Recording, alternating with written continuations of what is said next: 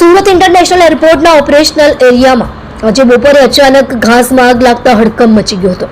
આગ બર્ડ હીટથી બચવા માટે વપરાતી ગેસ ગનમાંથી નીકળેલા સ્પાર્કથી લાગી હોવાનો પ્રાથમિક અંદાજ લગાવવામાં આવ્યો છે.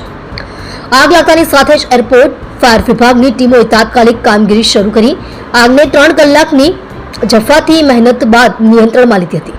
સદનસીબે કોઈ જાનહાનિ નોંધાઈ નથી, પરંતુ કેટલીક ફ્લાઇટ ઓપરેશન્સ પર અસર થઈ છે. આ ઘટનાના કારણે હૈદરાબાદથી સુરત આવતી એર ઇન્ડિયા એક્સપ્રેસની ફ્લાઇટને અમદાવાદ ડાયવર્ટ કરવી પડી હતી. સાથે જ અનેક ફ્લાઇટ્સ મોડી પડી હતી, જેમાં નીચેના ફ્લાઇટ્સનો સમાવેશ થાય છે: ઇન્ડિગો દીવ સુરત, ઇન્ડિગો દિલ્હી સુરત, ઇન્ડિગો બેંગલુરુ સુરત, ઇન્ડિગો સુરત દીવ, ઇન્ડિગો સુરત ગોવા, એર ઇન્ડિયા એક્સપ્રેસ દુબઈ સુરત, ઓએનજીસીનું હેલિકોપ્ટર, વેન્ચુરા એર કનેક્ટની નોન શેડ્યુલ્ડ ફ્લાઇટ. આ તમામ ફ્લાઇટ્સ લગભગ 3 કલાક સુધી વિલંબ પામેલી હતી. ફાયર વિભાગના સૂત્રોના જણાવ્યા પ્રમાણે આગ ઓપરેશનલ એરિયામાં ઘાસવાવ વિસ્તારમાં લાગી હતી. આગ રનવે સુધી ન ફેલાય તે માટે ઝડપી પગલાં લેવામાં આવ્યા હતા.